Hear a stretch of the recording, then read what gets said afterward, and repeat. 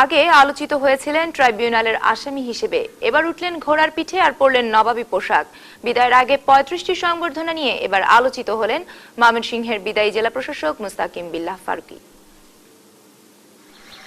ময়মনসিংহের জেলা প্রশাসক থেকে মুস্তাকিম বিল্লাহ ফারুকী বদলি হয়েছেন বেসামরিক বিমান চলাচল ও পর্যটন মন্ত্রণালয়ের উপসচিব হিসাবে, কিন্তু শহর ছাড়ার আগেই আবারও বিতর্কিত হলেন তিনি।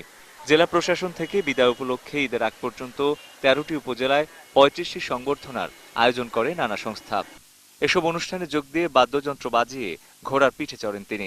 ঘোড়ার গাড়িতেও ঘুরেছেন সপরিবারে।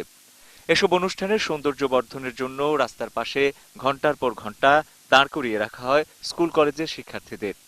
একজন সাধারণ জনগণের সাধারণ কর্মচারীর সংবর্ধনা সাধারণই হওয়া উচিত, সেটা কোনোভাবেই রাজকীয় হওয়া উচিত না। আমি একজন ছাত্র, তখন আমাকে রাস্তায় দাঁড়িয়ে নেওয়া হচ্ছে, কার সংবর্ধনা দিতে হচ্ছে? একজন রাজতন্ত্রের একজন লোককে। অথবা আমার অধিকার, তাহলে আমাকে বানিয়ে দেওয়া হচ্ছে সেই রাজতন্ত্রের লোকদের দাস। ময়মনসিংহের বিভিন্ন ধরনের সংগঠন বিভিন্নভাবে ওনাদেরকে এত সংবর্ধনা দিয়ে যাচ্ছে, তো সেটা আসলে কি কারণ? উনি তো বিশেষ কোনো কাজ করে গেছেন বলে আমার মনে হয় না। গেল বছর অর্পিত সম্পত্তি প্রত্যর্পণ ট্রাইব্যুনালের আইনে এক বিচারকের মামলার আসামি হয়ে আলোচিত হন এই জেলা প্রশাসক। এবার রাজার পোশাক পরে ঘোড়ায় চেপে আবারও আলোচনায় প্রজাতন্ত্রের এই কর্মকর্তা। ব্যান্ড বাজানো, রাজকীয় পোশাক পরানো বা ঘোড়ার গাড়িতে করে নিয়ে যাওয়া, এগুলি তো হচ্ছে খুবই বলা চলে রসিকতাপূর্ণ বিষয়। একজন প্রজাতন্ত্রের কর্মচারী এত বেশি রসিকতাপূর্ণ বিষয়ে গেলে পরে তার গাম্ভীর্যতা থাকে না।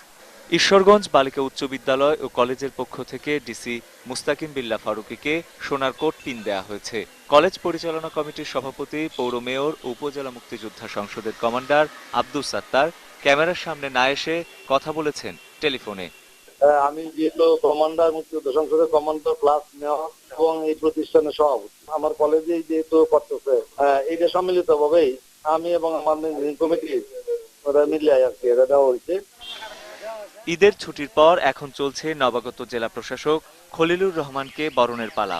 এ নিয়ে সামাজিক যোগাযোগ মাধ্যমে চলছে নানা ধরনের সমালোচনা।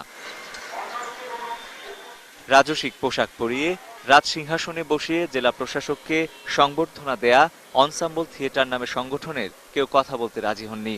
তবে একটি ব্যাখ্যা ফেসবুকে দিয়েছেন এই নাট্য সংগঠনের সভাপতি আবুল মনসুর। বিদায়ী জেলা প্রশাসক পেয়েছেন ফুল, সোনার চাবি সহ মূল্যবান নানা উপহার। DBC news desk.